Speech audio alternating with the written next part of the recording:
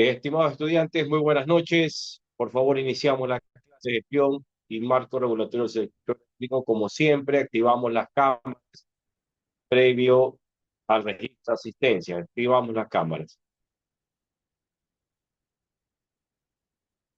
Si alguien tiene algún problema con la cámara, me envía un mensaje por interno. Prioritario el tema de solucionar el asunto de la cámara. Atención a la lista. A la vera no está. Alvarado. Buenas noches, General Lavera, presente. Presente, doctor Alvarado. A la vera y Alvarado presente. Antepara. Presente. Bien. Barquet no está. Betancourt no está. Caicedo, Presente. bien. Camacho, Presente. bien. Cárdenas, Buenas noches, presente, doctor. muy bien, gracias.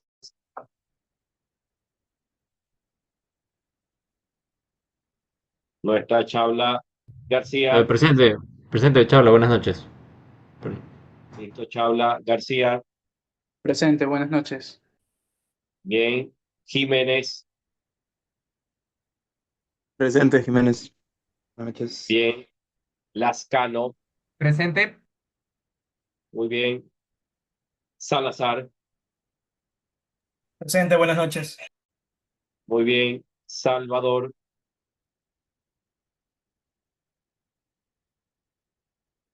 no está. Billón, no está Billón. Por favor, alguien que no haya nombrado, estado en la lista.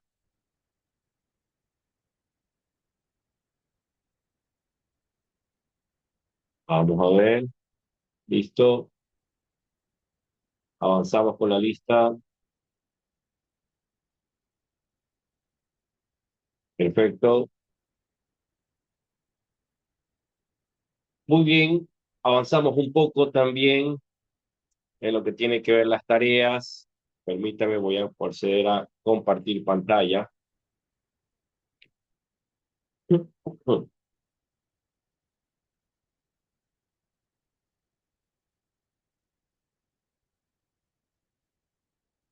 Correcto. Vamos a ver. El día de hoy, alguna tarea que ya les tenía anticipada, que habíamos conversado ya desde la semana pasada, que era justamente lo que está asociado a lo que es la atención de reclamos. La primera parte, para darle un sentido, un contexto a esta tarea, uno era entender qué es lo aceptable o no en el sector eléctrico, en la parte ecuatoriana. No hemos terminado todavía, pero ya estamos próximos a realizar.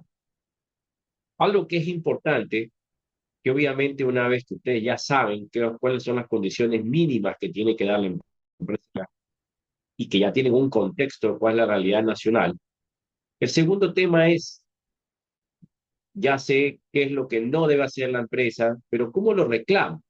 ¿Cómo debe de ser la forma de realizar ese reclamo? ¿En qué normativa está basada? ¿Y qué ejemplo tengo para poder hacer ese reclamo? Entonces, vamos a... Este ensayo es importante que ustedes lo realicen porque es un documento que más allá de la regulación, que ahorita es la 423, corta porque va variando en el tiempo, el documento suele ser muy parecido a todas las versiones que salen. Varía un poco más el tiempo, un poco más rápido, un poco más lento, más estricta o no, pero muy parecido. Entonces se vuelve importantísimo que entiendan cómo se debe hacer, cuáles son las vías de hacer un reclamo. Y yo en la tercera etapa, que es ahorita la tarea, como le digo, primero es el saber estamos, qué es lo aceptable, la segunda, cómo hacer el reclamo, la tercera etapa es donde ya una vez que ustedes han hecho una primera lectura y una defensa a través de un ensayo, yo, yo haré una exposición de detalle ya de cuestiones más avanzadas en el término de lo que es el reclamo hacia la empresa eléctrica. ¿Ok? Cómo sacar un reclamo ganador y un pequeño ejemplo, las características que tiene ese reclamo.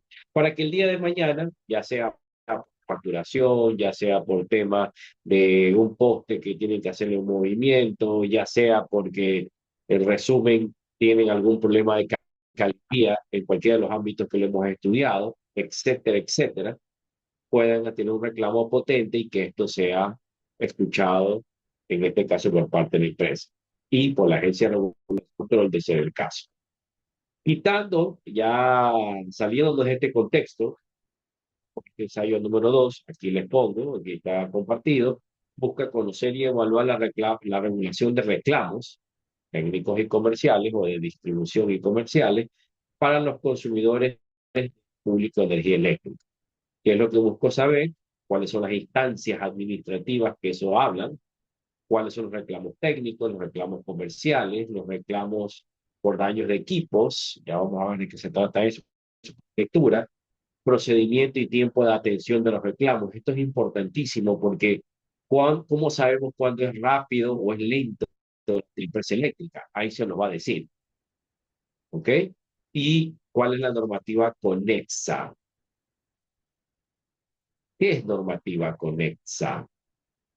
La normativa que está circundante o paralela a la que estamos tratando, que en este caso podría ser la normativa asociada a la ley del consumidor.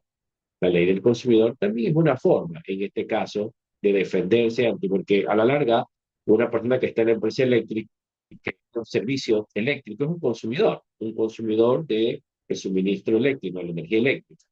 Pero igual solo lo queremos para que ustedes entiendan lo que podría suceder en esta normativa conexa. Pero lo que más me interesa a mí, y por eso subrayo los puntos críticos a mejorar, requiero que ustedes realicen, como dice el documento, un análisis FODA de fortalezas, oportunidades, debilidades y amenazas de este documento. Ustedes lo evalúen desde la óptica de alguien que primera vez que lo chequea y ver qué puntos fuertes o no le ven en forma general. ¿Cómo vamos a hacer esta tarea? Como se lo ha realizado en las últimas ocasiones, predefinidos, como de siempre. Segundo, me van a hacer un informe ejecutivo. Como ya lo conocen, ya han tenido retroalimentaciones. En esto ya es importante manifestar. Seré un poco más duro la manera de calificar ahora, porque ya ustedes ya conocen la retroalimentación y no deberían en esta ocasión por lo menos cometerse ya los errores retroalimentados.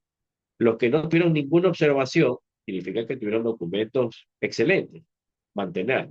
Los que tuvieron observaciones son puntos a corregir. ¿Ok? Entonces, como siempre lo digo, cometer un error de algo que uno no conoce es normal y es aceptable y para irse puliendo. Pero lo que no está bien es caer dos veces con la misma piedra. Eso significa que deliberadamente ya no quiere, en este caso, mejorar su control, ¿no? Y con ello, pues, la correlación con la calificación. Entonces, por favor, en esa parte, tener precaución. La presentación, vamos a aprovechar este feriado.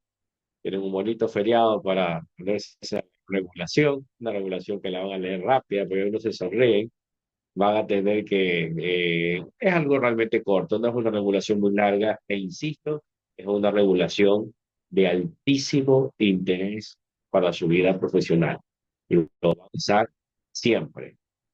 Entonces, sí es importante que lo lean con ese cariño de cuando uno aprende algo que le va a dar plata, algo que lo va a elevar a usted a un nivel mayor y que necesitan entenderlo para que no estén el día de mañana. Son buenos técnicos, pero hay un problemita que hay en la empresa y ellos ya no saben cómo. ¿Ok? La parte técnica es fundamental, pero hay que entender cómo hacer los reclamos al proveedor de servicio que nosotros brindamos, que es la empresa eléctrica, ¿no? Si la empresa eléctrica no nos brinda servicio, no vamos a poder dar un buen servicio porque vamos a tener problemas con el cliente, ya sea que trabajemos asalariados o ya sea que seamos emprendimientos o empresarios, ¿no? Entonces, ojo con eso, es importante esta regulación. Es tan relevante que después de eso vamos a darle un toque un poco más abajo para hablar del tema, porque lo voy a conversar desde la óptica de quien califica los reclamos, porque la vida también me puso como calificador reclamos en CENEL en su momento. No se olviden la fecha de exposición del 12 de agosto, miércoles, una semana, y en este caso la noche y la presentación del documento hasta esa noche también, ¿no? Hasta las 23:59. Como siempre, van a entregarlo hasta un día más, un día adicional, pero desde luego, pues con una conocida, eh, en este caso, sanción, ¿no? Penalización de ser el caso por entregar atrasado.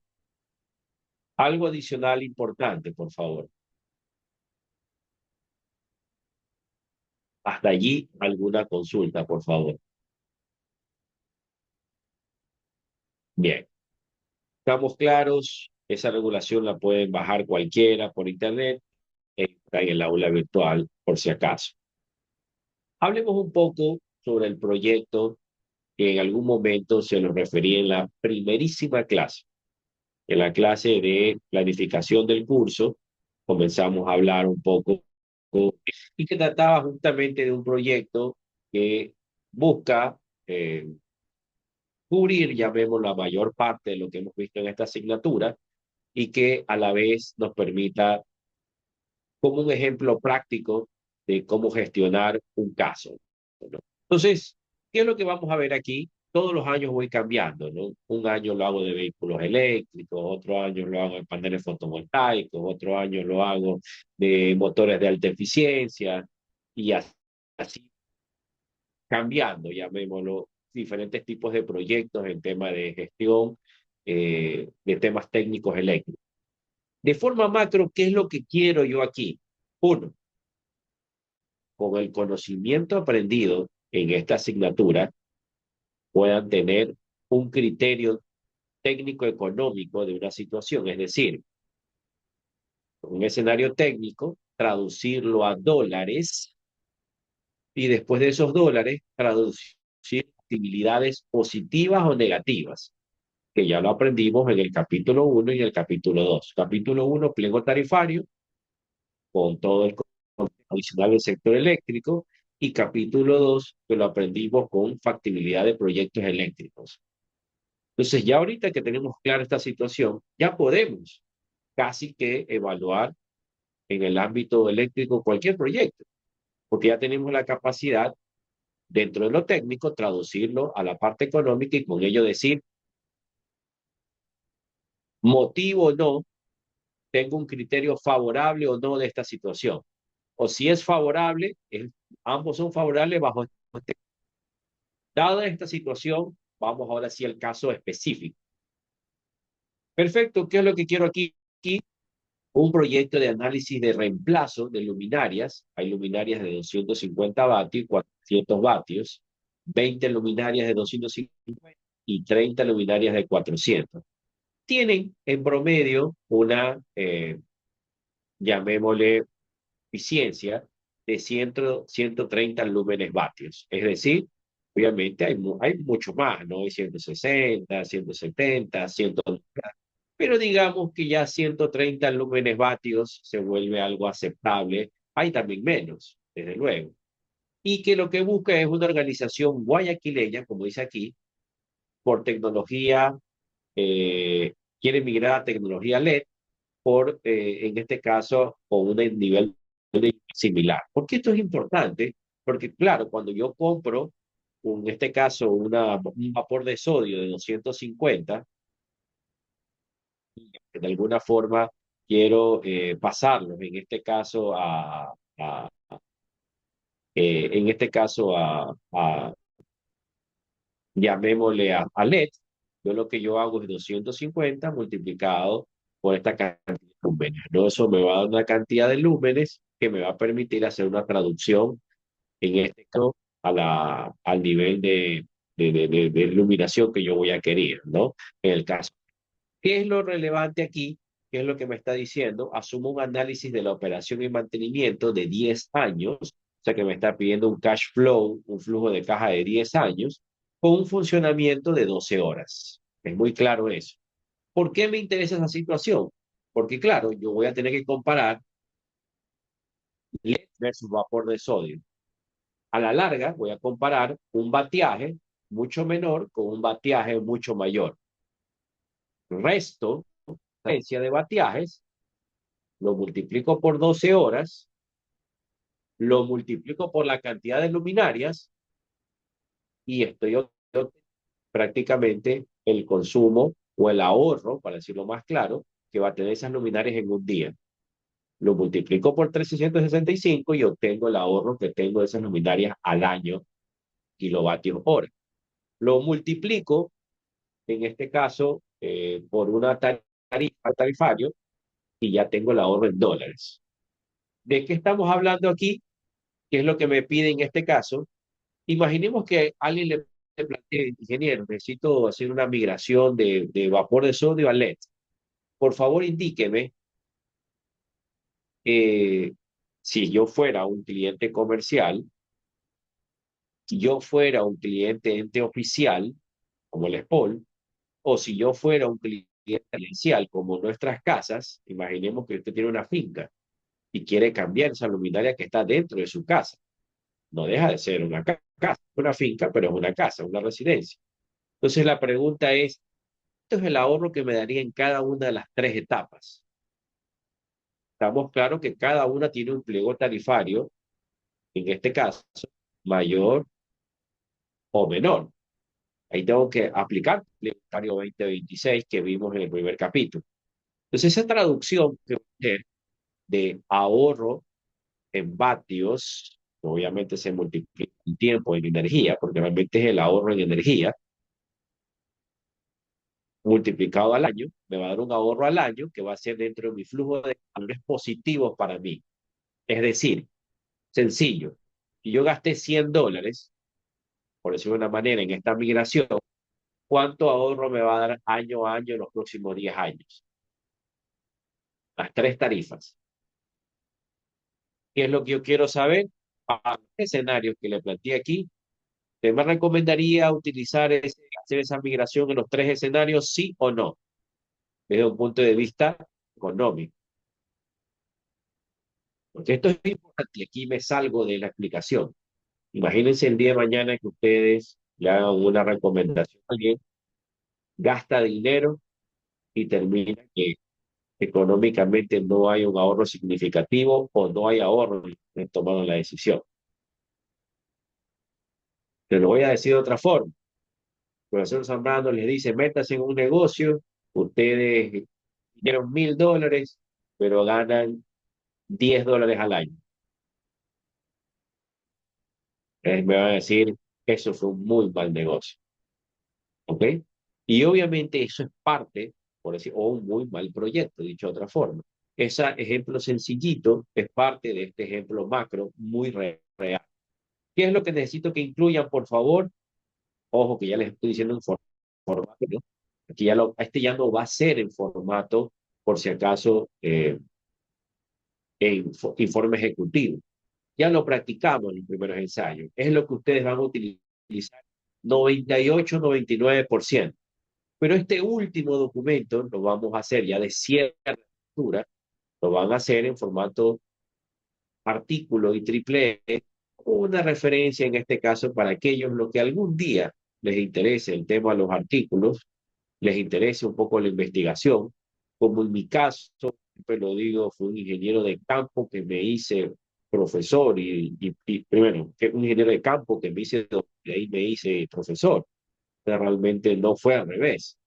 Entonces, me picó el bichito de la investigación, ¿no? Para aquellos que les pueda esto interesar, practicar, ver qué tal ven ese modelo, hacerlo bajo este modelo, en este caso, llamémosle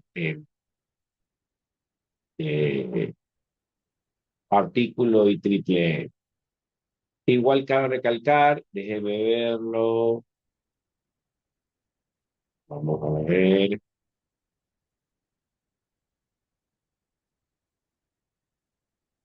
Vamos a verlo. Vamos a ver. Aquí lo estoy abriendo. Por aquí yo tengo un formato, por si acaso, y triple antes de seguir en la explicación. Que me parece, no, aquí no se lo puse. Aquí se los puse allí como una referencia sencilla. No quiere decir que esta es la última palabra, hay muchos formatos, pero puse un formato IEEE cualquiera de conferencia, que es una forma, las conferencias siempre dentro del contexto de investigación es lo más sencillo que hay, ¿ok? Los más fuertes son cuando uno ya publica en revistas de Q1 de primer decil, que también le suelen llamar, ¿no? Pero el primer, ya llamemos un investigador, es publicar en congresos, ¿ok? Publicar en un congreso. Esto justamente es un ejemplo básico de lo que lleva una, un artículo, llamémosle, con formato IEEE, ¿no? Que sería el que yo les pediría que lo hagan por su influencia que tiene acá en América, ¿no? Entonces, en resumen, aquí hay un ejemplo, obviamente lo vamos a hacer en español, no nos vamos a complicar hacerlo en inglés, o sea, eso aparte no es necesario, pero sí vamos en la estructura, ¿no? Poner los nombres, la misma situación, siempre arrancar con miren, un pequeño resumen concreto, qué es lo que vamos a ver y qué es lo que esperamos, muy concreto, después hacer una introducción sencilla, como ustedes ven en la introducción no hay imagen, cuidado, la introducción es un pequeño texto de lo que me va a decir un poquito más generoso, voy a observar en este documento. El resumen es ir al punto, lo que voy a ver. La introducción ya es una explicación un poquito más detallada de lo que voy a ver en el documento. La segunda sección ya es entrar en metodología, sin importar qué es metodología, o sea, cómo lo voy a hacer, qué cosas voy a considerar. Miren cómo voy observando, observen la forma de poner las tablas, poner los nombres, por favor, por eso la referencia, ¿no? Figura, etcétera, ¿no? Ahí va poniendo las fórmulas. Ya el tercer caso, ya ustedes le podrían poner, en este caso, análisis, ¿no? O resultados obtenidos. Ya los resultados tienen que ser muy concretos. Un artículo no tiene más de 6 a 8 páginas. Y ahí viene su principal complicación. Porque cuando uno dice 6 a 8 páginas, súper fácil, profesor, porque es cortito. Error.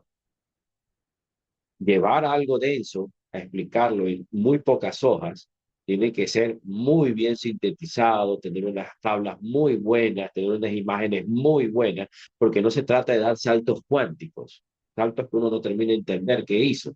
Se trata de que sea estructuradito y todo como va avanzando. No me interesa que usted ponga los cálculos ahí detallando, quiero es entender el modelo, las cosas claves, ¿ok?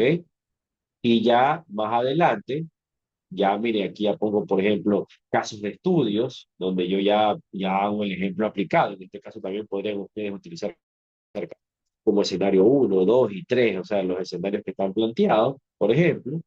Aquí ya pongo ya, por ejemplo, resultados muy concretos, o sea, ya voy al punto, no pongo generalizado. Y ya más adelante lo que termino, y ya pongo las respuestas. Conclusiones, miren el tamaño de las conclusiones. Esto lo van a ver en cualquier artículo, ¿no? Este es el esquema, miren, son una, dos, tres, son una, dos, tres párrafos, pero es el extracto, la síntesis del documento. Uno que leer su documento. ¿Cuál es lo que usted, ahí tiene que resumir todo lo observado, ¿ok? Y aquí es el resultado que obtuvo. Y el resultado no significa que tiene que ser algo necesariamente positivo. También decir que algo es totalmente negativo es un buen resultado. ¿Cómo es eso, profesor? Porque de alguna manera, si yo ya leo su artículo y me dice, ¿sabe que esto no es positivo? Y yo veo que está bien sustentado, es un gran aporte, porque ya hay que alguien no vuelva a recorrer ese camino cuando usted ya lo demostró que por ahí no es. mejor lo hace por otra estrategia. O a lo mejor si quiere lo puede hasta verificar como un ejercicio personal, pero realmente demostrar que algo no es recomendable o factible, técnicamente hablando, ya es algo muy irrelevante. Quiero decirle con esto que en las conclusiones ya ir al punto, es el extracto del documento, ¿ok? Al final siempre se ha dado unas pequeñas y la bibliografía, que desde luego un artículo científico, en este caso en un artículo de congreso, sería mala palabra que no tenga bibliografía. Grave sería, eso nunca va a suceder y nunca ha sucedido. ¿No? Un artículo científico, el tema de la, es más, el tema de la referencia, eso significa un poco la calidad del trabajo que ha realizado. Yo veo que sus referencias son medias pobres, yo digo, bueno, este documento va a ser un poco pobre. Si yo veo que sus referencias vienen de libros y documentos recientes y de autores serios y estrictos, yo ya sé que esto se viene, ok, es como que voy a observar. Solo como una anécdota, otra forma de darse cuenta cuando un documento es muy fuerte de los autores, ¿no? En este caso, cuando ya los autores, uno o más de ellos, ya tienen mucha experiencia en ese campo, la gente de golpe los observa y es igual, ¿no? Si esto va a estar porque ya sabes que es alguien que se dedica mucho a ese tema. Entonces, en resumen, mis queridos estudiantes, es eso un poco, que quería darles como de referencia, cómo colocar las fórmulas, cómo explicar lo que significa cada fórmula. Aquí tienen un detalle, no es la última palabra, pero sí una referencia positiva de cómo lo deben de realizar. Lo que sí quiero llevarles como un mensaje, no puede ser un densísimo, que se va a terminar con 10, 15 páginas, eso es calificación a la baja. Un documento, un artículo tiene que ser 7 a 9 páginas, no más, no menos. Ahí debe estar. Menos de 7 tampoco agrada mucho. Supera los 9 tampoco agrada mucho. 7 a 9 páginas, lo ideal. 8 me parece un número bastante interesante y promedio en efectividad. Entonces, no sé si hasta allí tenemos alguna consulta, mis queridos estudiantes. Entonces, una vez que estamos claros, tenemos un poco claro el formato artículo, y pues te digo un poco, que ya entiendo donde realmente se ponen las cosas claras, pues nosotros hemos escogido algo que le llaman de forma genérica ciencias duras. Nuestras carreras son ciencias duras. Entonces, cuando se llama ciencias duras, significa que no es algo que lo retienes a la primera conversación.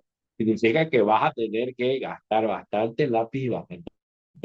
¿Ok? Entonces, la práctica es lo que lo va a llevar a dominar. Entonces, ¿qué es lo que quiero que tenga el documento? Normativa aplicable, que podría ser perfectamente uno de los artículos. Normativa aplicable, justamente lo que estamos chequeando ahorita en marco regulatorio. ¿Ok?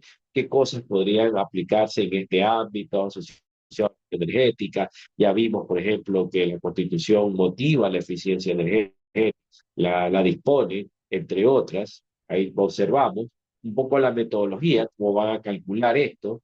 Ahí van a explicar, ¿no? Que van a comparar vapor de sodio con LED y esa diferencia les va a dar un ahorro por unidad al año y eso lo multiplican por la cantidad de unidades. Análisis técnico comercial, donde ustedes ya hacen comparativa, pero ahora lo llevan a dólares y me van a decir si económicamente esto vale la pena o no. Esto es, de alguna forma, este documento, eh, esta, esta, estas tres escenarios de inversión, ya sea en tarifa comercial, en tarifa de ente oficial o en tarifa de residencial, vale la pena, ¿no? Y te lo voy a quitar esto porque puede confundirnos. ¿Ok? Comercial a la larga, la parte de comercialización tiene mucho que ver con lo que es el análisis económico. Entonces, ¿qué es lo que necesito que consideren? Importante, importante este asunto. Que la vida útil de una luminaria LED actualmente en promedio es de 1000 horas. ¿Qué significa eso? Si yo cojo 100.000, dividido para 12 horas al día, y eso lo divido para 365, me está hablando de que una luminaria LED me debe durar más de 20 años. ¿Ok? Entonces significa que una vez que las coloco no deberían fallarme nunca en esos 10 años. Entonces significa que para la vida LED es un solo egreso y se acabó. ¿Ok? Pero para el vapor de sodio no es así. El vapor de sodio normalmente la vida útil mucho más corta, típicamente cada 25.000 horas requiere cambios. Estamos hablando en este caso cada 5 años y medio aproximadamente. Se va a tener que haber un recambio en el año 6. Eso hay que considerar. Entonces, cuando usted compara, recuerde que el flujo de caja es el ahorro.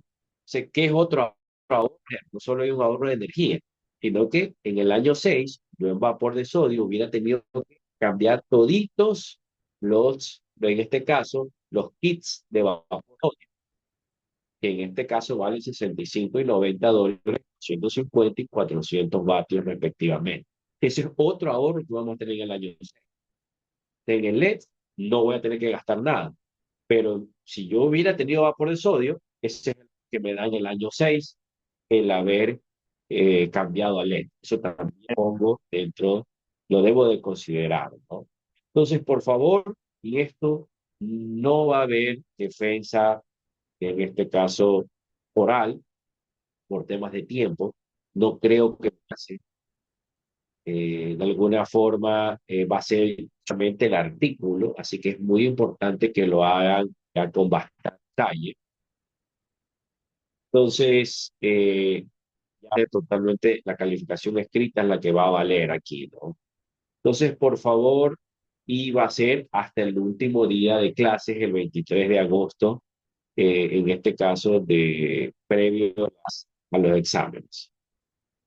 Es importante, háganlo con tiempo. Ustedes ya lo pueden hacer el fin de semana, el que viene. Ya no necesitan, en este caso, ya para en este caso, esto lo pueden avanzar perfecto, prácticamente todo.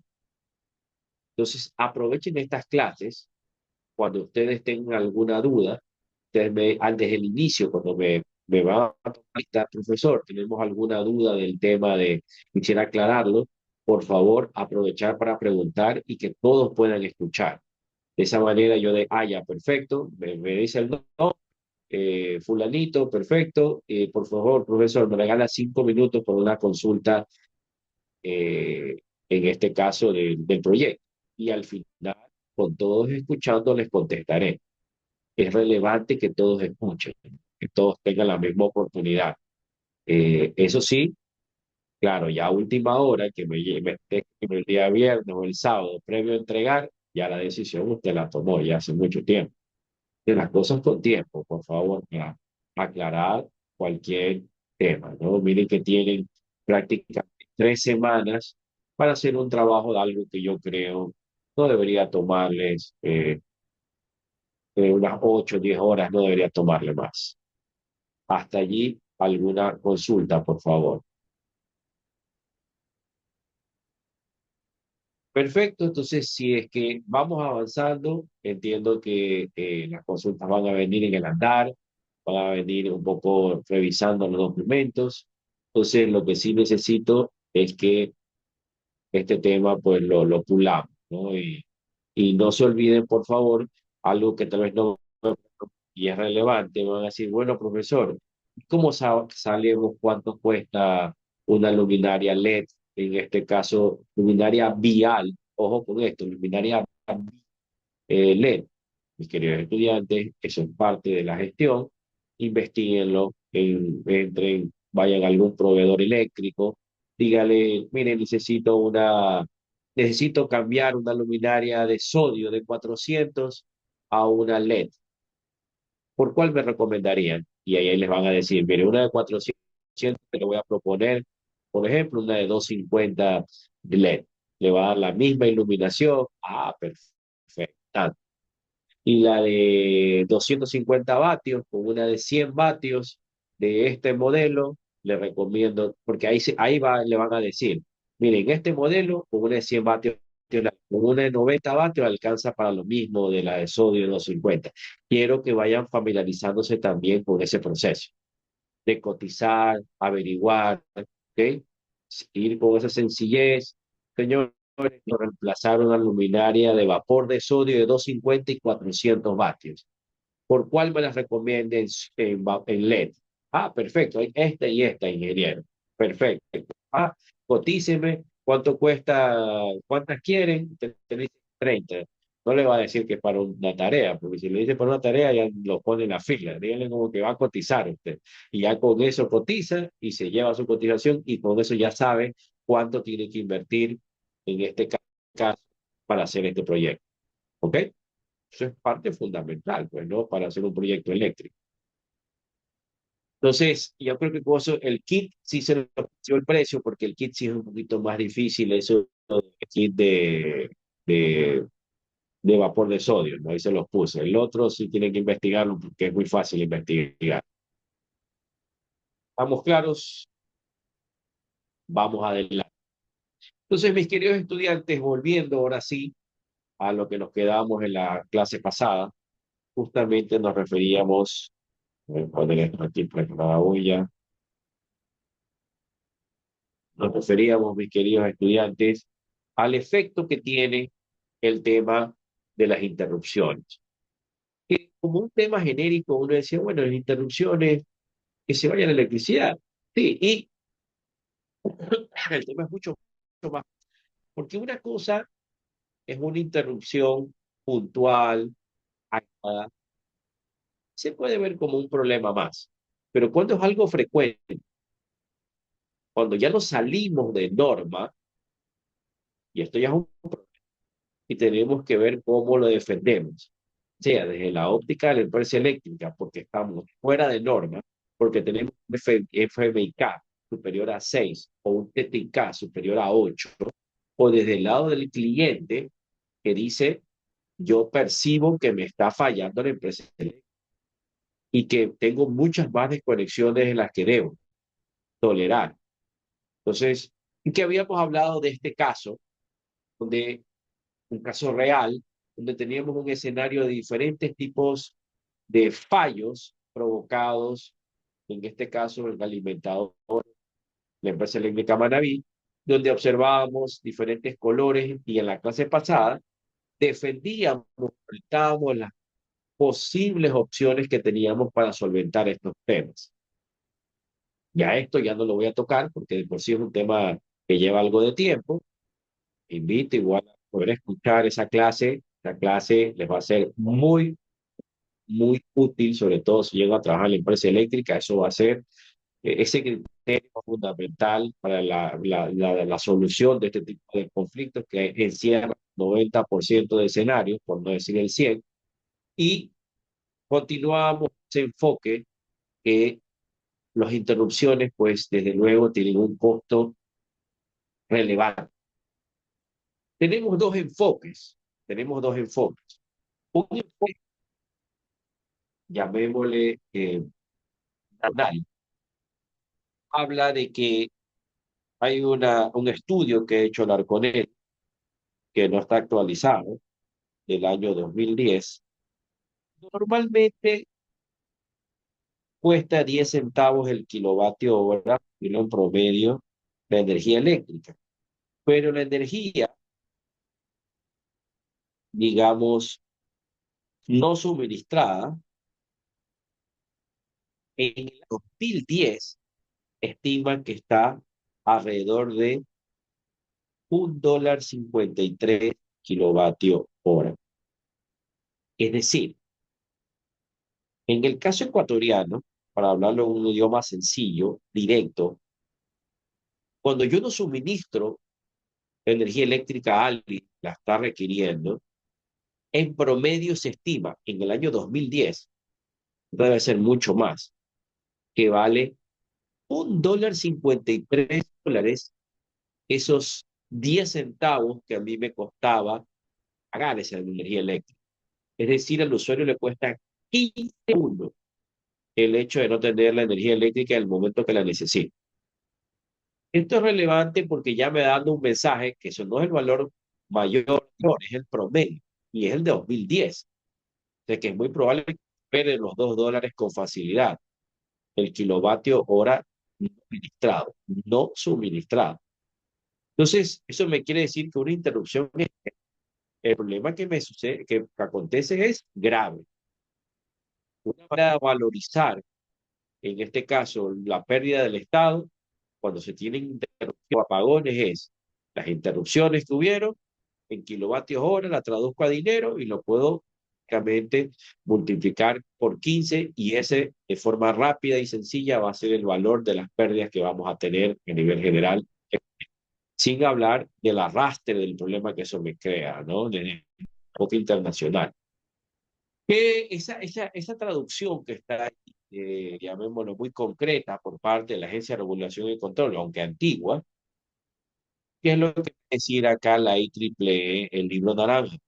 Me habla que justamente ese costo total de la interrupción me está incluyendo los costos de los labores de los empleados, los materiales de interrupción y el costo de reinicio, sobre todo para la industria. Y es que, bueno, imagínense que yo estoy haciendo sillas y se me quedan sillas plásticas y se me queda trabado un apagón, todo ese material, ese plástico se hace una melcocha, todo el personal está ahí, se me daña, tengo que utilizar personal para sacar ese plástico, personal en este caso que también lo tengo subutilizado, material pierdo, quedo mal en este caso con mis proveedores. En resumen, el tema, como se los acaba de poner de color rojo, las pérdidas asociadas al sector eléctrico son muy onerosas. En el año 24 se estima que solo esos meses de conexión nos costaron aproximadamente, en el último casi 2.800 millones de dólares. ¿Ok? Eso lo establece el Ministerio de Finanzas. Entonces nos da un mensaje, claro, con esos 2.800 millones de dólares hubiéramos podido arreglar todos los problemas que teníamos en el sector eléctrico, pagados a 3 meses. Pero, de alguna forma, esa es la gran lección de lo que se aprende en el tema de las interacciones. Es algo grave, muy sensible, de altísimo impacto social y que obviamente mitigamos. ¿Cómo los vamos a controlar? Y aquí viene algo importante. Miren lo que pongo aquí.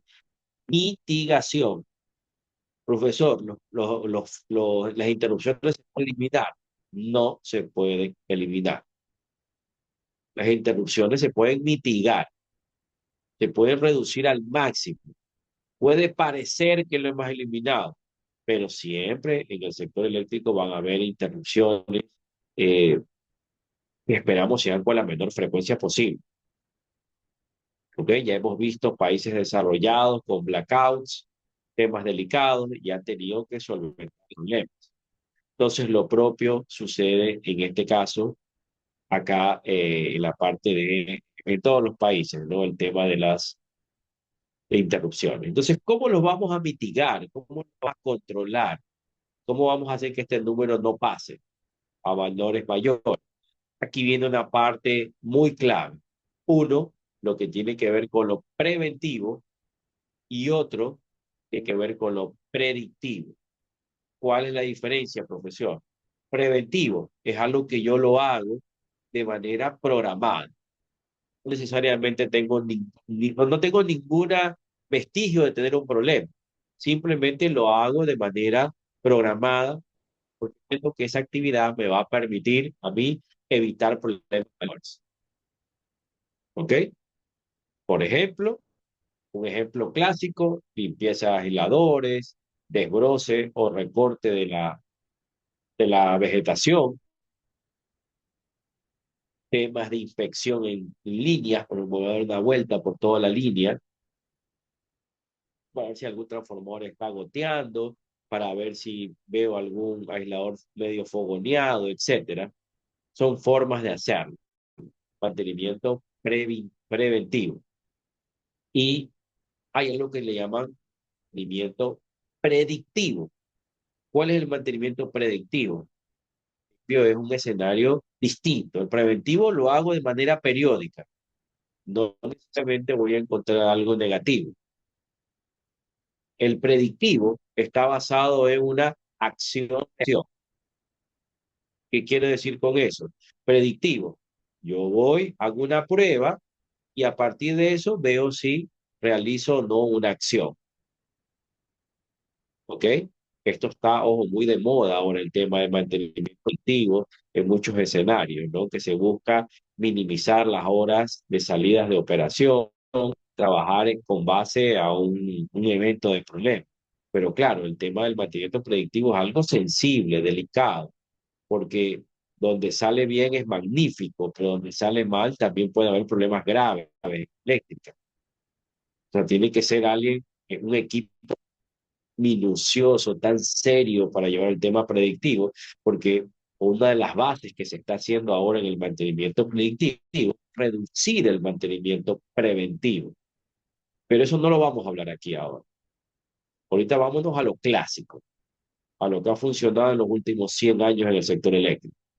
Preventivo, que siempre se hace, por ejemplo, en el caso de Guayaquil, típicamente limpieza de aisladores, se lo hace típicamente en estos meses secos.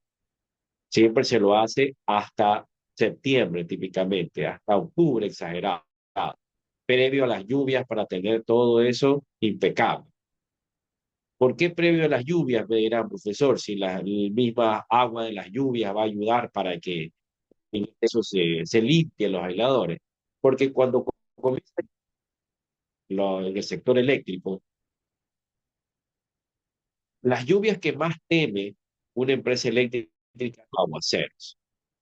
Las lluvias que más teme son los primeros rocíos o pequeñas lluvias que suceden al comienzo de la temporada invernal. ¿Por qué? Porque el aislador está cargado, en este caso de tierra, está cargado de hollín de los vehículos, de las industrias, y cuando cae esa agüita, lo que hace es literalmente ahora humedad a esa pasta y literalmente hacer un dieléctrico con una menor impedancia.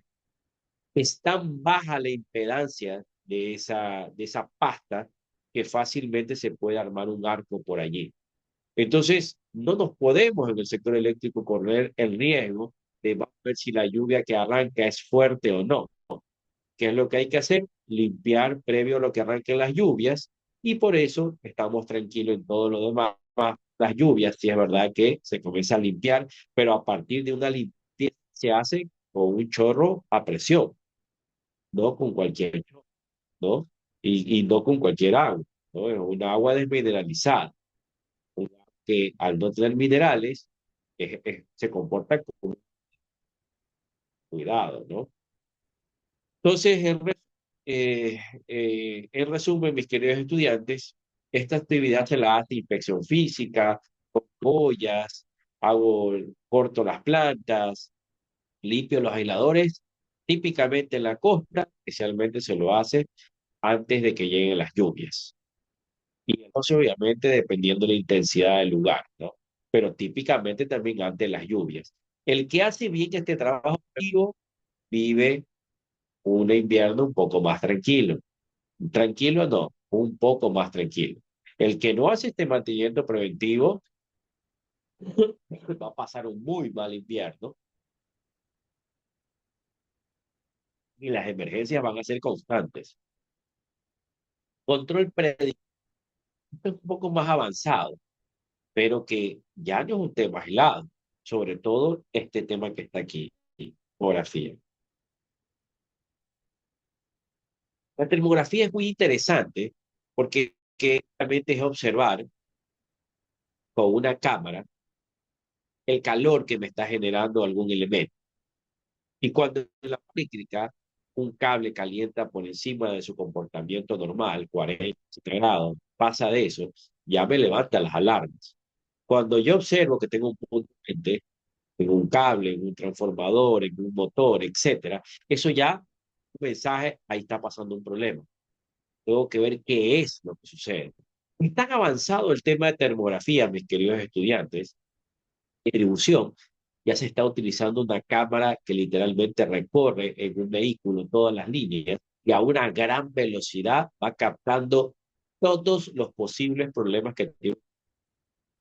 Y es más, lo puede categorizar en niveles altos, medios o bajos de riesgos desde el punto de vista operativo. Así, asimismo, tenemos el tema de otra forma de mantenimiento predictivo, porque claro, no hago nada hasta que la termografía dice que hay algún problema. O sea, como le digo, acción, reacción, ¿ok? Yo hago de acuerdo a evidenciar un problema, ¿ok?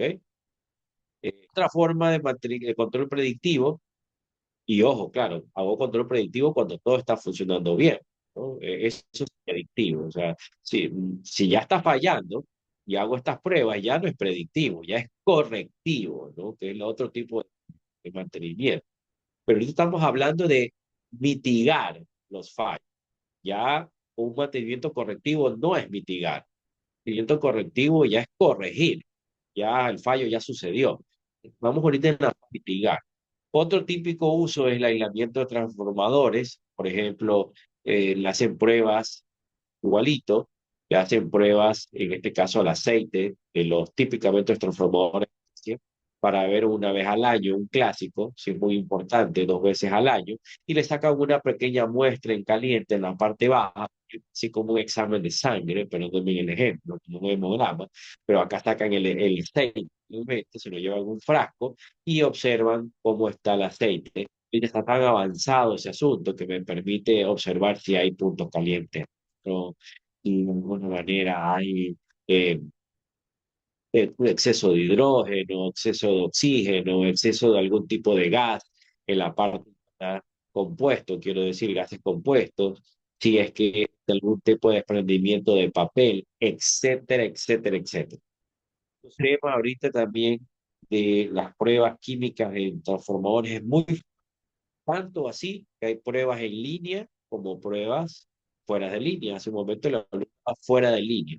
También hay pruebas en línea cuando son transformadores muy importantes y para aumentar la estabilidad lo que hacen es voy observando cuando esos transformadores se saturan, puedo tener un cortocircuito y me los daña. Y por último, me dice puesta a tierra que también me va permitiendo a mí anticiparme a situaciones no esperadas o comportamientos o problemas asociados a la puesta a tierra. Métodos de mitigación, uno de mis predilectos, eso es un método activo, en este caso y uno que he tratado de instaurar con mucha fuerza, en este caso en el sector eléctrico, que lo que tiene que ver con los reconectadores. Reconectador es algo interesantísimo porque es un equipo muy simple de operación y que tiene muchos años, pero curiosamente se está extendiendo recién importante en los últimos 5 o 10 años en la distribución. ¿Cuál es su forma de operar? Muy simple. Pero en este caso es como un interruptor automatizado. Si ve que hay un fallo, se abre. Si ve, o sea, una sobrecorriente. Después de un tiempo, se vuelve automáticamente. Si la sobrecorriente continúa, se abre. Después pasa un tiempo, unos segundos, y si ve que la siguiente orden es volver por segunda ocasión y persiste la sobrecorriente, se abre y se bloquea. Y claro, está demostrado que el 70-80% de los casos resulta que son fallos temporales provocados en este caso por hojas, por plantas, por animalitos, por algún objeto que obstruyó y se puede eliminar esos fácil 7 u 8 con este equipo. Entonces es tan importante esto porque significa que del 10 fallos yo podría 7, 8 ya despejarlo solo por tener este equipo inmediatamente y obviamente hacer que la interrupción en el caso ecuatoriano sea antes de los 3 minutos para que no se consiga interrupción. Y para eso tengo un ejercicio y con eso cierro la clase de hoy. ¿Qué es lo que dice? Aquí tengo un reconectador, tengo una troncal, 10 kilómetros, se me van 3 derivaciones, A, B, C, A de 3 kilómetros, B de 5 kilómetros, 1 kilómetro y un alimentador de 10 kilómetros. Y aquí un poquito exagerado puse la figura de un reconectador. ¿Qué es lo que me dice? Para la red eléctrica mostrada en la figura, se tiene la siguiente información. Datos históricos de fallos. La tasa de fallo de ese alimentador es 0,2 fallos por año. Estadística. La tasa de fallo de los ramales es 0,35 fallos al año. Aquí algo importante, tal vez me falta poner fallos al año kilómetro, ¿no? Porque de alguna manera siempre está en referencia en este caso, a la magnitud. Permítame un segundo. Fallos, año, kilómetro. Perfecto. Entonces, pregunta concreta. Dice, y tenemos un reconectador de 2 etapas con un despeje de falla de 70% en un segundo. O sea, abre, cierra, el 70% ya se despejó. Y después de 5 segundos resulta que el 10% abre, cierra y se despejó otro 10%. Y de allí todo lo demás se queda como falla permanente. O sea, que ya algo se cayó encima, se cortó la línea, algo pasó, algo grave que ya no hay nada que hacer. Calcular los siguientes datos de eventos de interrupción. Quiero saber, para este circuito sencillo, número total de fallos del sistema y operaciones esperadas del reconectador. 2. Operaciones proyectadas sin reconectador en el sistema. Y 3. Operaciones proyectadas con reconectador. ¿Ok? Entonces, bajo este escenario, les voy a proceder, en este caso, realizar este ejercicio. Permítame un segundo para que este tema quede lo más claro posible. Voy a ver, en este caso, a compartir. Permítame un segundo. Perfecto. Entonces, procedo a realizar el ejercicio muy importante y de mucho peso, que esto aún sigue siendo un tema a trabajar en el sector eléctrico y muchos ingenieros aún se quejan en no darse cuenta de eso que tiene un reconectador, sobre todo de bastante problemas en temas de acción, ¿no? En ramales, sobre todo les cuestan. Perfecto, habíamos dicho, tengo aquí el reconectador.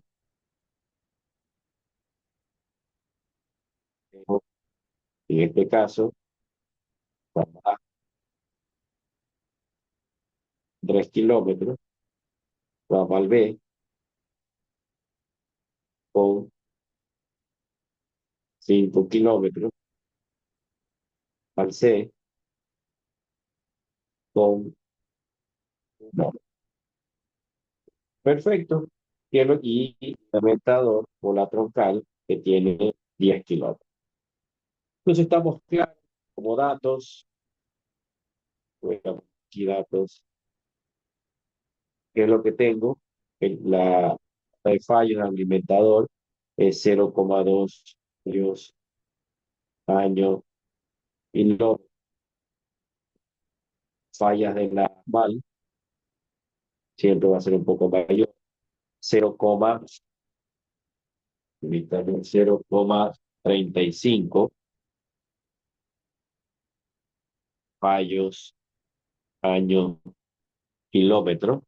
Y lo que me está diciendo que el despeje, cómo va a funcionar, primer eje va a serlo el 70% y el segundo despeje un 10%. Esto va a ser en segundo y esto va a ser en 5 segundos.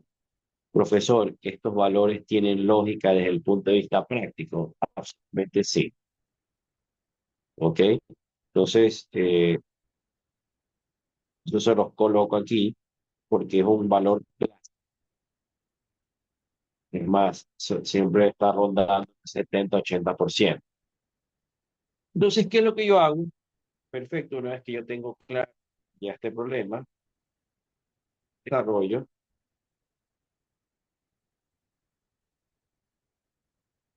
Perfecto. ¿Qué es lo que digo? Uno, número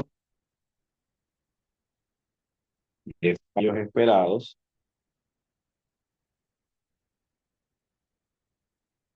en la operación del reconectador.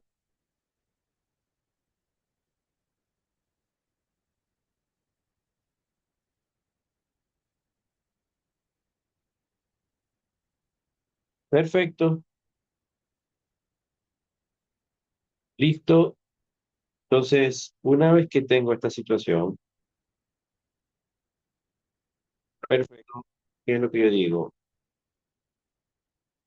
La tasa de fallo total que voy a tener va a ser igual en los 10 kilómetros del alimentador multiplicado por su tasa de fallo,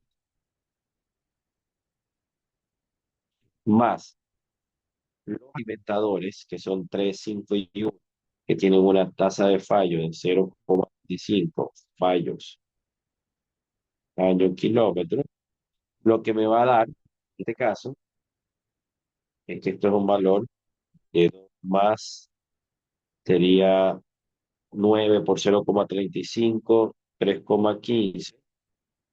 Esto me va a dar un valor igual de que la tasa de fallos que yo tengo en ese sistema es de 5,15 fallos al año.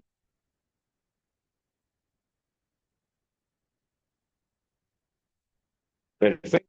Esa es la primera situación, de los cuales, ¿cómo va a ser la operación? Primer intento de un segundo, lo voy a tener en 5,15 por 0,7, es decir, 3,61 fallos año. Segundo intento, lo voy a tener en 5 segundos, es decir, 5,15 por 0,1 me va a dar 0,52 fallos al año. Y obviamente fallas que ya son permanentes,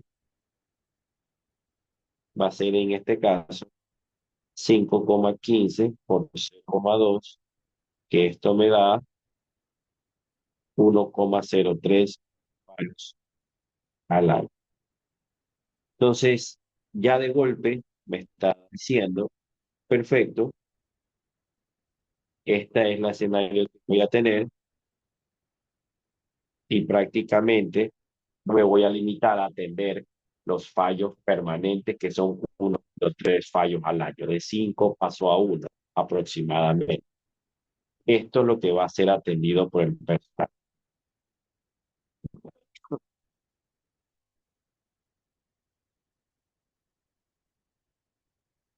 Va a ser atendido por personal. ¿Ok?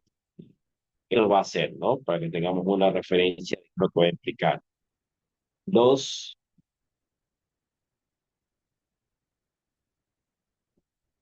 ¿qué es lo que tengo como dos interrupciones permanentes proyectadas?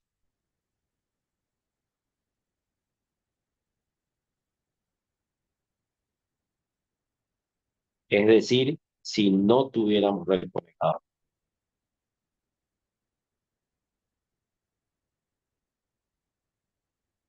Sin reconectador. En este escenario, ¿qué es lo que yo tengo?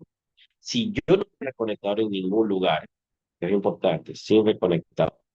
Si no tuviera en ningún lugar, yo que digo, la tasa de fallo del alimento, ¿a qué va a ser igual? A 10 kilómetros por 0,2 año kilómetro, y esto me va a dar a 2 fallos al año. Y de esto que está aquí, me va a decir la tasa de fallo en el ramal A, la tasa de fallo en el ramal B y la tasa de fallo en el ramal C, ¿cómo va a ser? Si yo en el A tengo 3 kilos, en el B tengo 5 y en el C tengo 6 y en el C tengo 1, ¿qué es lo que yo digo? Perfecto, esto que está aquí, multiplico por la tasa de fallo y desde luego cada ramal lo que va a percibir, además de los fallos propios que va a tener, es los fallos que van a venir del alimentador, que son 2, 2 y 2. Porque claro, cuando se va el alimentador, se está yendo a la larga en todo mal también, desde luego, no se puede ir de manera aislada. Entonces, esto significa que si no hubiese reconectador en ninguna parte, 3,05 fallos al año, lo que va a recibir acá, 3,75 en B y 2,5 fallos al año. ¿Ok? Entonces, estos valores que están aquí, eso sería reconectador.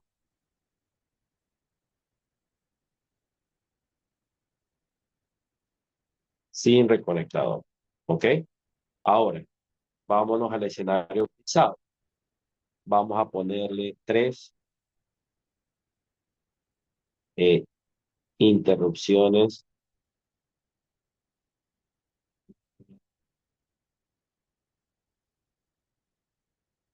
con reconectador en alimentador y derivación. Es decir, le vamos a poner reconectadores en todas partes. Es decir, vamos a poner la gráfica, lo voy a colocar, en este caso, lo voy a arrastrar aquí, aquí, aquí, aquí y aquí, donde está el amarillo. En esos 3 lugares me voy a poner el reconectador, en esos 4 lugares le voy a poner reconectador. Perfecto. Bajo ese escenario, ¿qué es lo que tengo aquí? ¿Qué es lo que tengo aquí? Perfecto. Yo digo, la tasa de fallo del alimentador o troncal va a ser 10 kilómetros multiplicado por 0,2 fallos el año kilómetro multiplicado por 0,2, es decir, 0,4 fallos al año. Porque yo ya sé que el efecto que tiene en el caso del reconectador es que solo me va a quedar el 20% de los fallos permanentes. ¿Ok? Voy a ponerlo aquí de otro modo. Y ya sé que solo el 20% se va a quedar como permanente.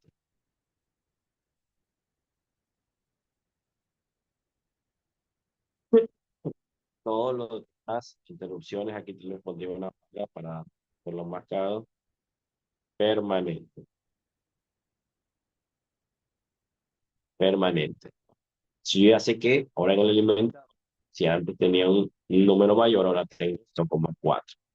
Ahora la tasa de fallo en A va a ser igual a 3 por 0,35 en la tasa de fallo. En B va a ser igual a 5 por 0,35 y en C va a ser igual a 1 por 0,35. Pero en este caso, también vamos a multiplicarlo por el 20% porque ya sabemos que es la tendencia, en este caso, de fallos, en este caso asociados al reconectador de cada ramal. Pero aparte de eso, la derivación. Sabemos que hay que sumar los fallos que tiene el alimentador y eso da el valor total de 0,61 fallos al año, 0,75 fallos al año y 0,47 fallos al año. Si yo los comparo numéricamente,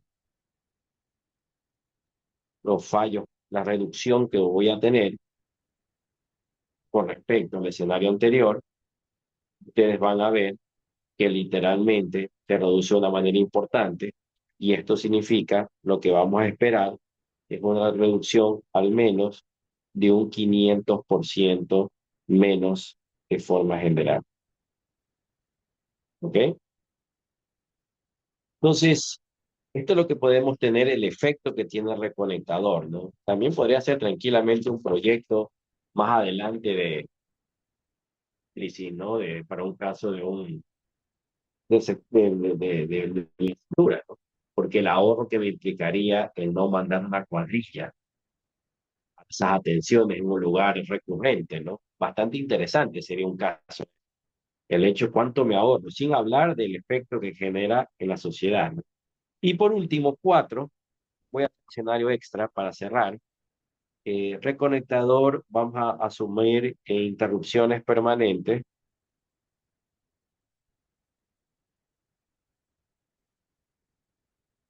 Este no lo pregunta el ejercicio, pero lo voy a plantear. Reconectador en alimentador y fusibles en ramales. Es algo un poquito más clásico, ¿no? Este escenario 4 es el clásico en el sector eléctrico. Se pone un reconectador en el alimentador y fusibles en los ramales. ¿Qué es lo que sería aquí? Con este cerramos todos los escenarios posibles. Troncal va a ser igual a 10 kilómetros multiplicado a 0,2 fallo año kilómetro. Estamos claros que el efecto del reconectador va a ser el 20% que me va a quedar y por lo tanto los fallos que voy a tener es 0,4 fallos al año. Correcto. Hasta ahí estoy de acuerdo. Pero ¿qué sucede en estos escenarios híbridos o mixtos en los ramales? 3 por 35, perdón, 3 por 0,35, 5 por 0,35 y 1 por 0,35. Como yo tengo fusibles, ante una falla se va a hacer automáticamente permanente. Y a eso aparte tengo que sumarle los fallos del alimentador principal o de la rama del troncal. Y eso me va a dar en cada caso, permítame, 1,45 fallos año, 2,15 fallos año y 0,75 fallos año.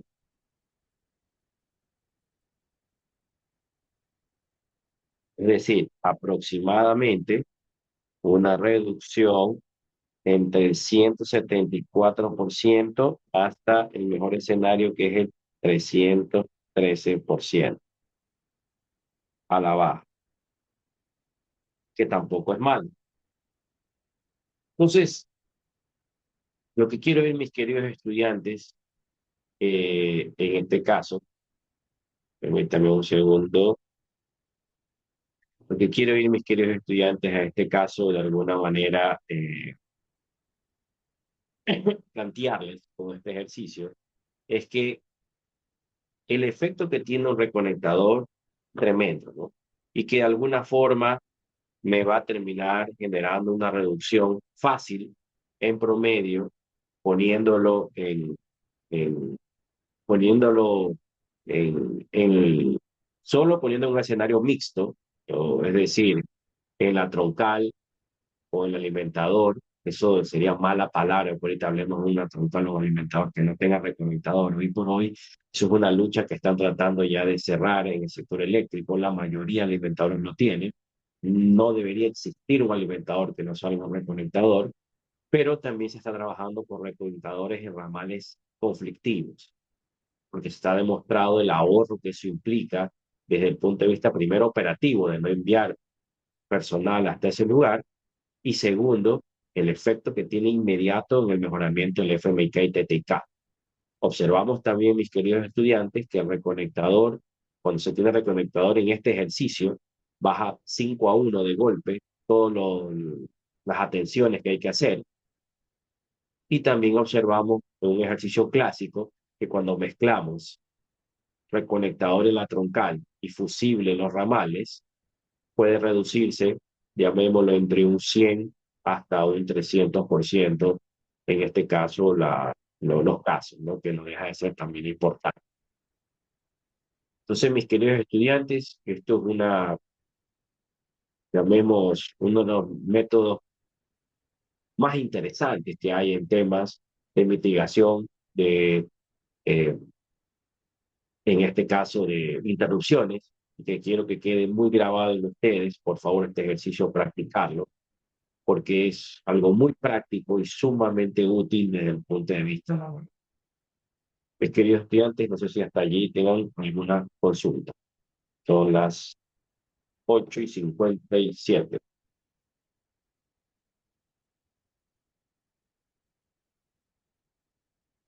Si no hay más consultas, mis queridos estudiantes, nos estamos viendo el día lunes. Recuperamos la clase del lunes pasado.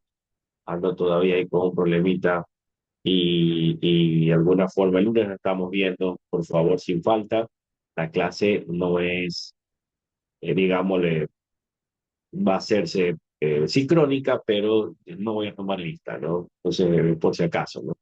Si ya lo pueden ver de forma sincrónica o asincrónica, pero la daré el día lunes en horario normal. Me despido. Saludos.